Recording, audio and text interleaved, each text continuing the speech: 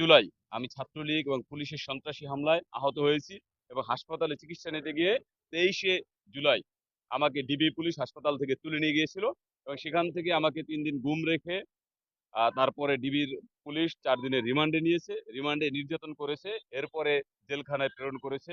আমরা যখন এইরকম সময়টাতে ঠিক এই সময় না আরেকটু পরে জেলখানায় খবরটা একটু পরে গিয়েছে, যখন জানতে পেরেছি যে খুনি ফ্যাসিস্ট হাসিনা পালিয়ে গেছে, পুরা কারাগারের সকল মানুষ, সমস্ত মানুষ আনন্দে উল্লাস করছিল যে খুনি ফ্যাসিস্ট হাসিনা বাংলাদেশের মানুষের উপর যেই নির্যাতন নিপীড়ন করেছিল সেই নিপীড়নের অবসান ঘটেছে, বাংলাদেশ মুক্ত হয়েছে, গণতন্ত্র মুক্ত হয়েছে, বাক স্বাধীনতার মানুষের বাক স্বাধীনতা, কথা বলার স্বাধীনতা, মানবাধিকার এইটা মুক্ত হয়েছে বলা যাবে। কারণ এই মানবাধিকার ক্ষুণ্ণ করা হয়েছে, বাক স্বাধীনতাও ক্ষুণ্ণ করা হয়েছে, গুম খুন করা হয়েছে, সকল ধরনের গুম খুন থেকে বাংলাদেশের মানুষ মুক্তি পেল এবং জেলখানায় সবাই মিলে উল্লাস করতেছিল। এবং ঠিক একইভাবে আমরা যে জায়গাটা দাঁড়িয়ে আছি এই জায়গাটাতে কিন্তু 5ই আগস্টে মানুষ এখানে কিন্তু বিজয় উদযাপন করেছিল।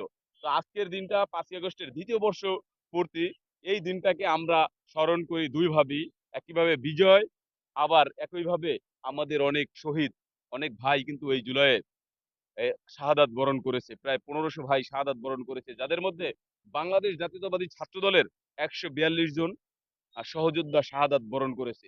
সুতরাং এই জুলাই ছিল গণ আন্দোলন, জুলাই গণ অভ্যুত্থান। এই গণ অভ্যুত্থান সকল দলের মানুষ, সকল মতের মানুষ, সকল পেশার মানুষ, সর্বস্তরের মানুষের অংশগ্রহণে এই জুলাই এসেছিল। আমরা জুলাইকে ধারণ করি, আমরা জুলাইকে লালন করি, জুলাইকে বহন করি। বর্তমান যে সরকার রয়েছে মাননীয় প্রধানমন্ত্রী জনাব তারেক রহমানের নেতৃত্বে, এই সরকার বাংলাদেশের বহুল কাঙ্ক্ষিত সরকার। গত 16 বছর মানুষ ভোট দিতে পারেনি, মানুষের ভোটে 12ই ফেব্রুয়ারি এই সরকার নির্বাচিত হয়েছে এবং নির্বাচিত হওয়ার পরে আপনারা দেখবেন যে জুলাইয়ের যে চেতনা এবং 1971 সালের মহান মুক্তিযুদ্ধের যে চেতনা, সেই চেতনাকে সেই চেতনাকে ধারণ করে এই সরকার এগিয়ে যাচ্ছে। এবং আজকে মাননীয় প্রধানমন্ত্রী জনাব তারেক রহমান জুলাই স্মৃতি জাদুঘর উদ্বোধন করেছেন। তিনি এই জুলাই শহীদদেরকে সবসময় তাদেরকে স্মরণ করেন এবং তাদের অবদানের কথা সবসময় স্বীকার করেন এবং সবসময় এই ক্রেডিট জুলাইয়ের শহীদদেরকে দেন। তিনি কিন্তু এই ক্রেডিট নেন না। যদিও এই জুলাইয়ের গণ আন্দোলনে আমরা জনাব তারেক রহমানের নেতৃত্ব এবং দিক নির্দেশনায় নেমেছি, আমাদেরকে বাংলাদেশ জাতীয়তাবাদী দল, জাতীয়তাবাদী ছাত্র দল, যুবদল, স্বেচ্ছাসেবক দল সহ বাংলাদেশের আপামর জনগণ জনাব তারেক রহমানের ডাকে এই গণঅভ্যুত্থানে রাজপথে নেমে এসেছিল। আবাল বৃদ্ধ বনিতা শিশুরা নেমে এসেছিল। আপনারা জানেন যে 125 জন শিশু শাহাদাত বরণ করেছে।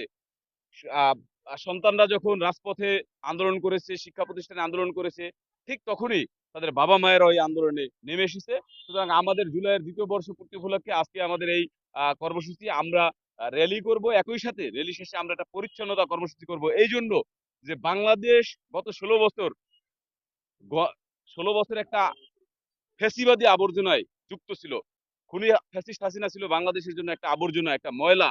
যে আবর্জনা ময়লা বাংলাদেশের জনগণের উপর চেপে বসেছিল, সেই ময়লাকে আমরা 2024 সালের 5ই আগস্ট বাংলাদেশ থেকে বিতাড়িত করেছি। ঠিক একইভাবে আমরা বাংলাদেশে আজকে রাজপথে যে ময়লা আবর্জনা হয়, সেই ময়লা আবর্জনা আমরা আজকে পরিষ্কার করব। কারণ আমাদের মাননীয় প্রধানমন্ত্রী জনাব তারেক রহমান ইতিমধ্যে কিন্তু বাংলাদেশের জনগণকে আহ্বান জানিয়েছেন যে একটি পরিচ্ছন্ন একটা সমাজ, একটা আহ, একটা দূষণমুক্ত দেশ, একটা পরিবেশ বান্ধব বাংলাদেশ বিনির্মাণের জন্য কিন্তু তিনি আহ্বান জানিয়েছেন। এবং তিনি নিজে, আপনারা জানেন যে নিজে যেই টিস্যুটা ব্যবহার করেন সেই টিস্যু কিন্তু তিনি তার পকেটে করে নিয়ে যান, ব্যবহার টিস্যু, এবং নির্ধারিত জায়গায় তিনি নিজে ফেলেন।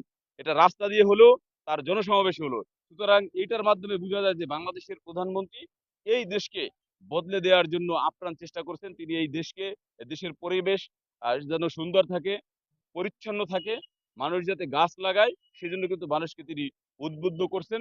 এবারের যে আহ, এবার কিন্তু তার এই যে 25 কোটি গাছ লাগানোর যে প্রতিশ্রুতি ছিল নির্বাচনের আগে, সেখানে কিন্তু তিনি স্লোগান দিয়েছেন যে বৃক্ষরোপণে সাজাই দেশ, সবার আগে বাংলাদেশ। আজকে আমাদের স্লোগান হচ্ছে বৃক্ষরোপণে সাজাই দেশ, পরিচ্ছন্ন রাখবো বাংলাদেশ। এই বাংলাদেশকে আমরা ফ্যাসিস্ট মুক্ত করেছি, আমরা এই বাংলাদেশকে ময়লা আবর্জনা মুক্ত রাখবো। এই যে সবুজ শ্যামল বাংলাদেশ, এই বাংলাদেশে মানুষ যেন স্বস্তির নিঃশ্বাস ফেলতে পারে, কোনো ধরনের দূষণ যেন এই সমাজে না থাকে, সেজন্য আমরা সবার মধ্যে এক ধরনের সচেতনতা তৈরি করব এবং আমরা আজকে পরিচ্ছন্নতা অভিযান চালাবো।